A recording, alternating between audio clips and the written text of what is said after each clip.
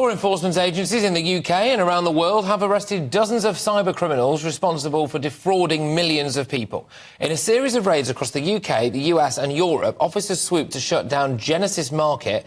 It's a platform used by cyber fraudsters. Now, I know a lot of this might seem like it's going over your head, but the shocking reality is that you actually might not know that you've been defrauded as a part of this, or that your details have been stolen. So this is why we wanted to bring it to your attention, because as part of the investigation, the National Crime Agency identified hundreds of UK-based users of the platform, with a total of 24 people being arrested. And the bust involved 17 countries and was led by the FBI and the Dutch National Police. You will be staggered to know how easy it is to lose your details, have them stolen, is the best way of putting it, for someone to use them, and for you to not know about it. To break this down further, I am joined by the Director of Threat Leadership at the National Crime Agency. It's Rob Jones. Rob, thank you very much. Great to have you on the show, and it's a fascinating story to get stuck into here. First and foremost, what's actually happened then? Because this is a big, big international operation that could affect millions. Thank you. So with international partners, we've been able to take action against one of the most significant criminal marketplaces, compromised credentials, that's been available online. It's been available for some time on the open web and dark web. And to give you an idea of the scale, there's been, we assess 80 million stolen credentials available on there, with up to 2 million individuals victimised, and that's tens of thousands of victims in the UK, and hundreds of individuals in the UK who've taken advantage of the service to commit crime, potentially. And we began to hold them to account today with the 24 arrests and 31 searches that you're talking about, with colleagues in police and from the regional organised crime cyber units. People, I think understandably, will be very worried listening to this story now and thinking, oh, gosh, have I had my details stolen? I mean, how can they check? So there is a link on the NCA website which you can go to, which is Check Your Hack, which is being hosted by our colleagues in the Dutch National Police. You can also get really good advice in relation to good cyber security from the National Cyber Security Centre or ncsc.gov.uk. And simple things will keep you safe.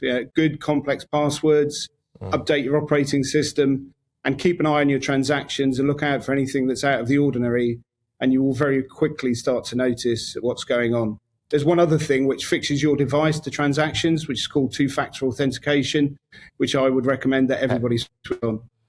How will people be aware as to whether or not they've actually had their details pinched? You were saying that there is a website they can go and check, is that right? That's correct, yes. So on the NCA website, you can see a link to check your hack. And that will allow you to access the website hosted by the Dutch National Police, where you can input details to see whether you may have been a victim. And I would also recommend that people look at the really good advice that's available at ncsc.gov.uk if you are concerned that you might have been compromised and your credentials could have been stolen and your accounts taken over.